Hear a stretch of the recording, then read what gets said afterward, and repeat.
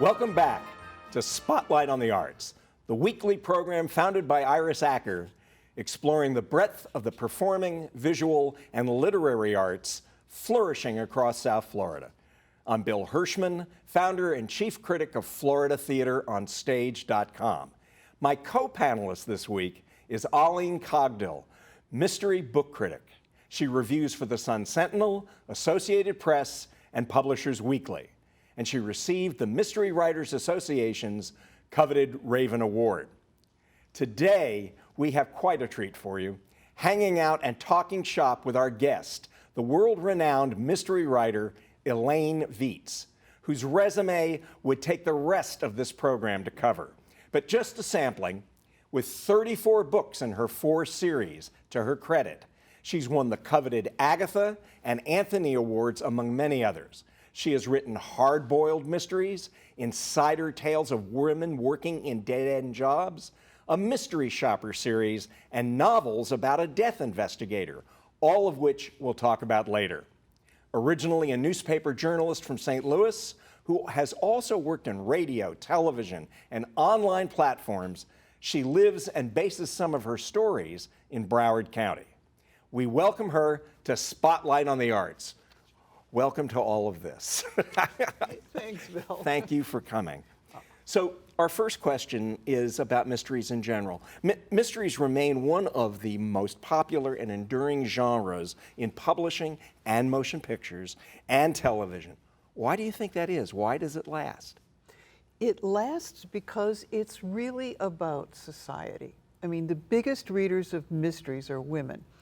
And women are the people in the family who put things right. And when there's a murder, you can't make it right. You can't make the person come back to life. But there's a hole in society, and it has to be fixed. And it's often the woman's job to do that in the family. She's the one who arranges things, you know, she sets up, you know, where you're going Saturday night and all those things. So it's the woman's way. And women are fascinated by this. And with a mystery, a traditional mystery, they want an answer. They want to know who did the killing and why they did it, and they want to see justice. And that rarely happens in real life, but it does happen in novels. Wow. Well, you know, mysteries, I feel, are very much the social novel of today, what you kind of just touched on. Mm-hmm. And the golden age of mysteries was thought about being in the 30s or the 40s, but I really think now is the golden age. And I know that social issues always kind of work their ways in even the lightest mystery and the most hard-boiled. Tell us a little bit about your views on the social issues that you cover in your books. What I cover in my books, in my dead-end job books, my character is Helen Hawthorne, and she's on the run from a bad marriage. And she works various pink and blue-collar jobs, low-paying jobs, which are generally given to women. And I've worked most of those jobs myself, and they're terrible. And you have no power whatsoever. I mean, I've worked in corporate jobs, and there you have protection, you have a mentor. But when you're scrubbing floors or when you're working in a dress shop, you have no protection. You can be fired for any reason. They don't even need a reason. They can just say, don't come in tomorrow. And this is how you live from job to job, from hour to hour. Most of them pay no benefits whatsoever. So something as small as you need a new muffler can destroy you. Because where are you going to get the $200 for a muffler? You have to take your car in before you go to work. How are you going to get to work? Someone going to help you? These are all social issues, and there is no safety net for these people in these jobs. I know in your Dead End series, I always leave a tip for the hotel maid, and that's because of you. Yes. I did work as a hotel maid. And yet you insert humor in a great deal of this. I mean, there's a tongue-in-cheek kind of attitude, or not attitude, but something that brightens these up as well. Humor is how these people survived. I mean, most of them have very hard lives, and they're much nicer people than I am. I was kind of a, well, they are. I was kind of a job tourist. You know, I knew that I was not going to have this hotel job forever, but you know, it was hard work, and people are disgusting. They are. They're dirty. You know, they shed. They don't flush the toilet. I mean, you know. Well, one of the things is you've been doing this now 22 years, Right. among many other job descriptions. How have you seen the field itself of mystery writing and even in publishing in general change over that time? If somebody came up to you and said, I want to get into this, what have you learned that you can tell me? What have you seen that's changed? I think now that social media and connections between writers has made a huge difference.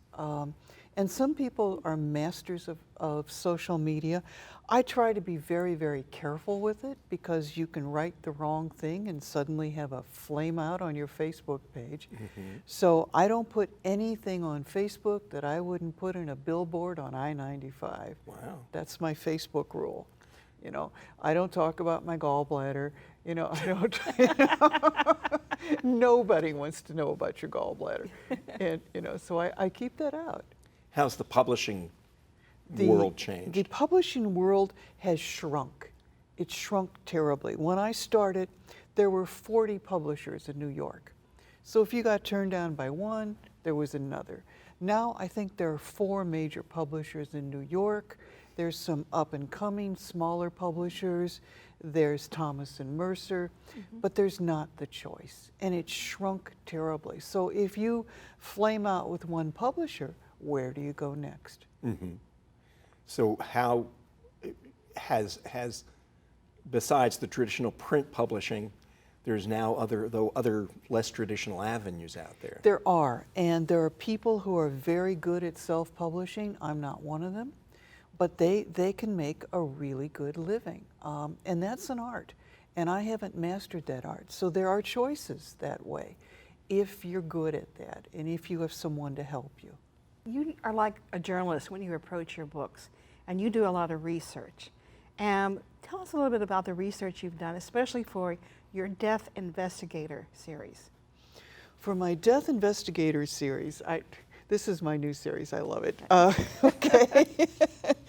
I actually went and took the Medical Legal Death Investigators Training course at St. Louis University.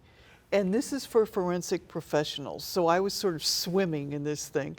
But I enjoyed it. I mean, every day we learned about gunshot wounds. We learned about, you know, different kinds of death. We learned you know, how you kill people, how you get caught killing people. These were all things that we learned about decomposition and other things you can't talk about. While I took this course, and for about a month afterwards, I was a vegetarian. But I learned so much. And, you know, when you're doing an death investigation, there are all sorts of forms. So a death investigator is someone who, they work for the medical examiner's office. And they go out when there isn't a pathologist available.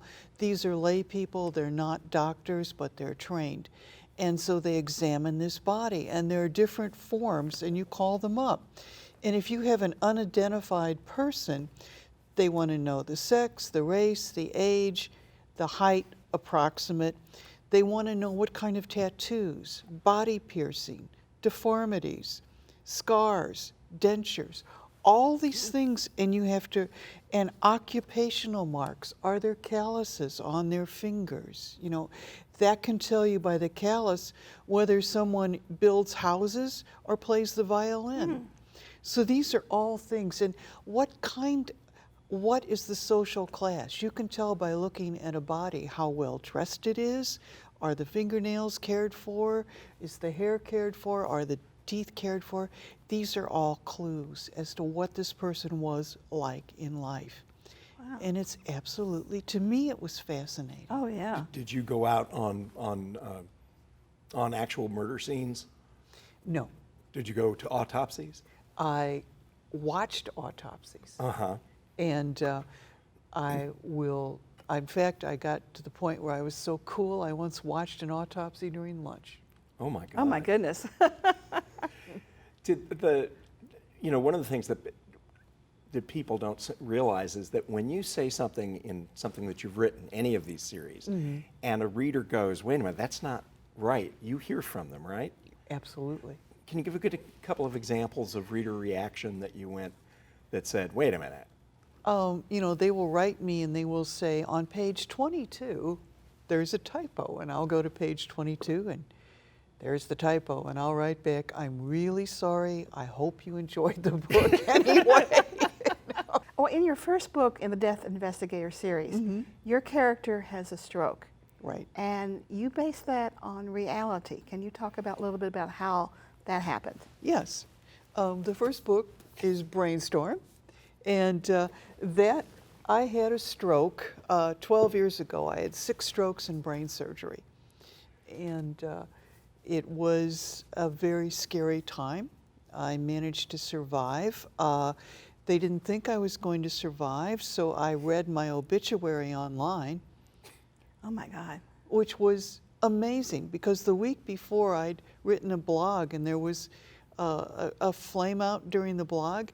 And I'll be darned if all those people who last week weren't hating on me were now writing these, oh, well, you're such a wonderful writer. What a great loss to the community. And I thought, liar.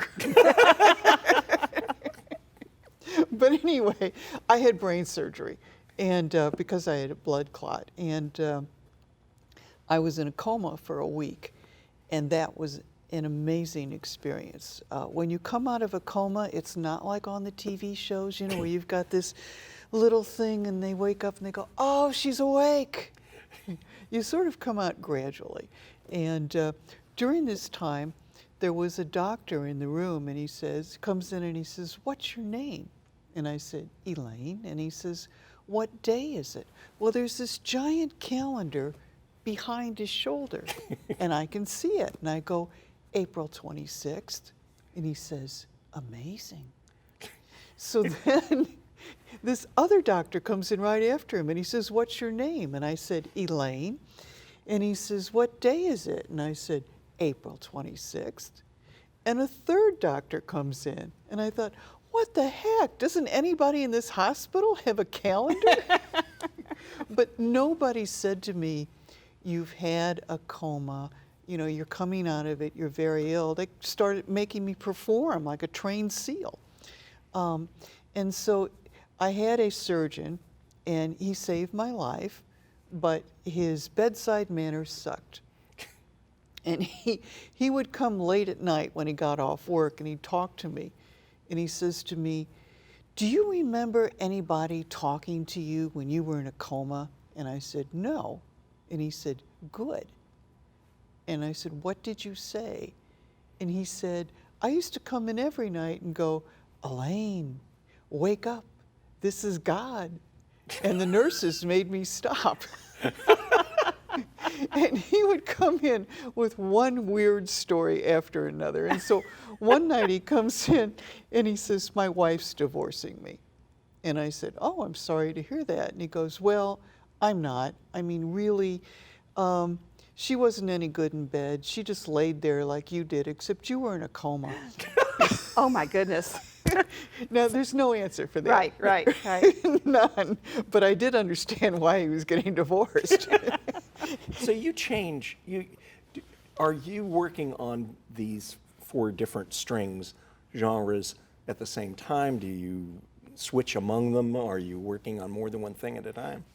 After I had the strokes, something changed in me, and I started writing darker mysteries. I couldn't write the light ones anymore. And so that's when I began doing the Death Investigator series. And in the first book, Brainstorm, she has a stroke at a relatively young age, like I do, and then she has to come back and she has to save the surgeon who saved her. But I began to do more of those. And to me, they're set in Choteau County, and that's like St. Louis County, only I made it up. And it's where the 1% lived. And in my time as a reporter, I saw how the 1% was treated, and it's very different. You know, I grew up in Florissant, which was a blue-collar neighborhood, and if you drove around at night and you were drunk, the cops stopped you, as they should. They took you to jail, or they called your parents. In the richer neighborhoods, if you drove around drunk, they escorted you home. They didn't arrest you. You were somebody important. And the cops, for parties, they would have teenage drinking at these parties, and the cops would park their cars. They were hired as security. And nobody stopped the teenage drinking. And it was just a totally different way of looking at the world. So I wanted to write about the 1% and how I felt that they were treated. Even in death, they're treated differently. In your research, what is the oddest, funniest, or just plain weirdest thing you've ever come across? And also on book tours. All right, 2 of them. Yeah. Oddest research I did was for a dead-end job book called Dying to Call You. And in that book, I worked as a telemarketer, and I sold septic tank cleaner. Tank Titan 2000 eliminates odors, large chunks, and wet spots. She still remembers. I do. How can I forget it? Anyway. It's ingrained. They had I wanted to have kind of a secret sex group going on, and they would have sex in coffins. And I found this out accidentally, not the sex in coffins, but I found this out because there is a market for what are known as grave clothes. And there was a woman in Lake Worth who sold them. And grave clothes are what you wear when you're in the coffin, and you say, Aunt Martha doesn't look good in yellow, let's take that dress off and put her in the blue one. So the dress, which is cut down the back, is then sold to this woman. And she sells it to people who wear them, mostly women who wear them while having sex with men. The dresses are cut down the back, and they have strange stains on the back that I don't want to think about.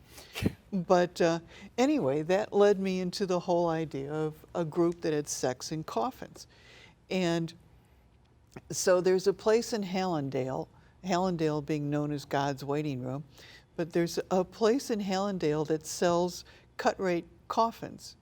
It's a coffin showroom, and you can go and pick out a nice coffin for a discount price, and it's cheaper than getting it at the funeral home. So I went there and I checked out the coffins, and they've got mattresses and little pillows.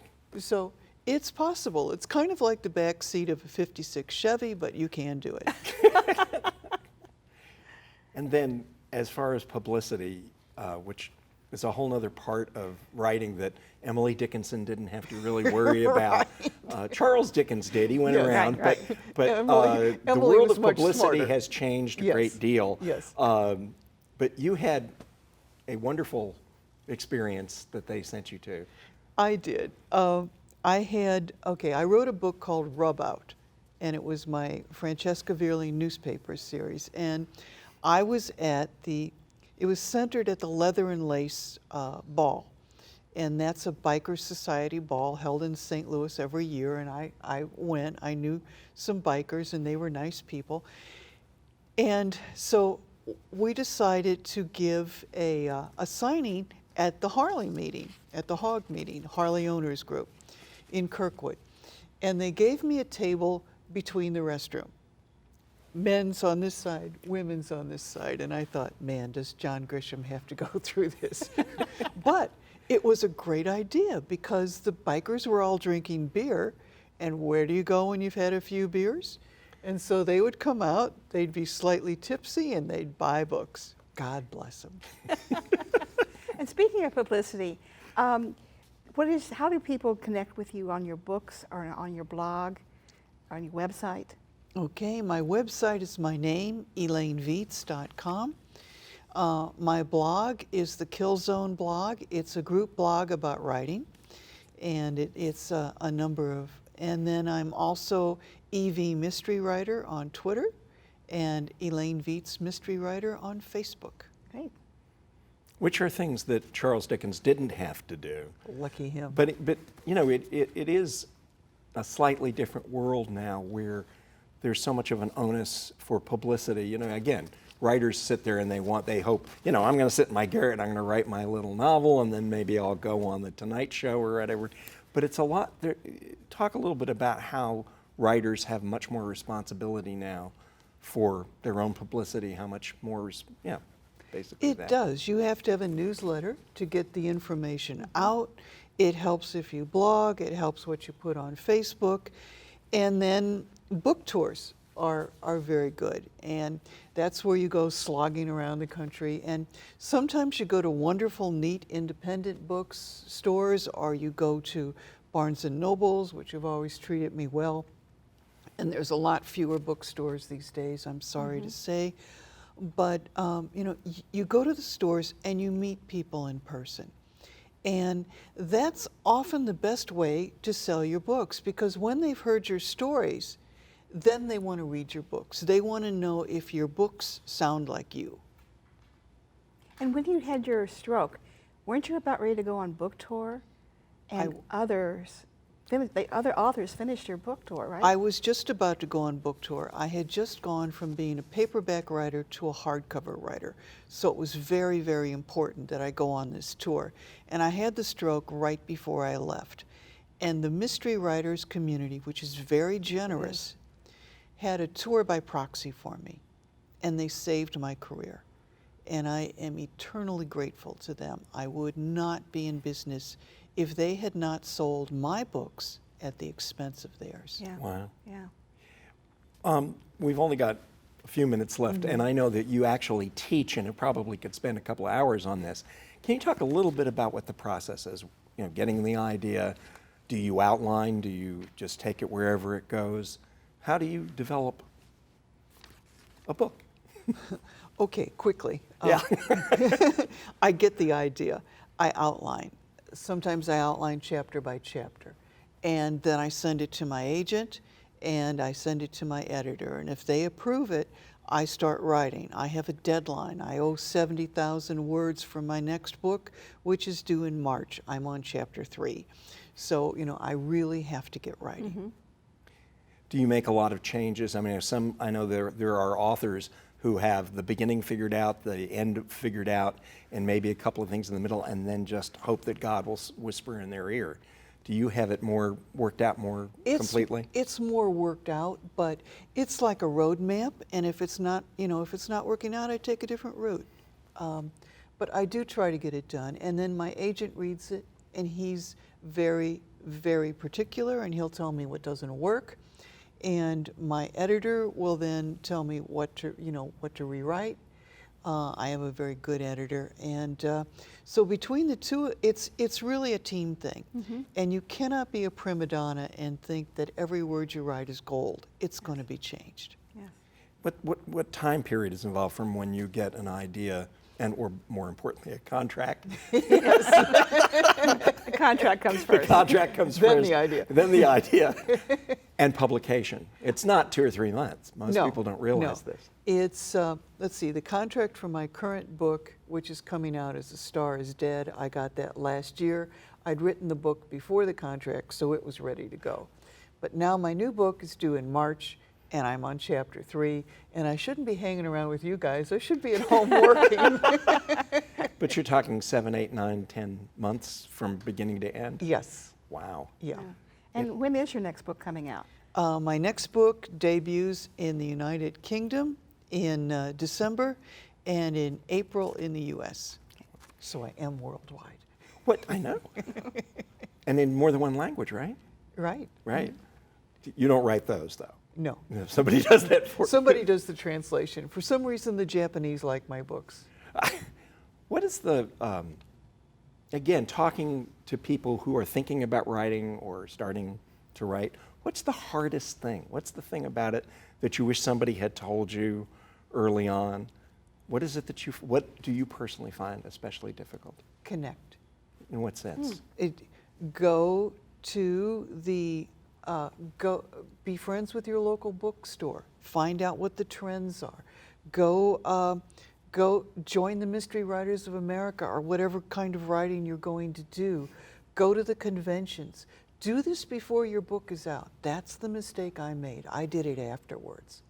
And get to know, it's a business. Get to know it. Know your competitors. Know who's going to sell you.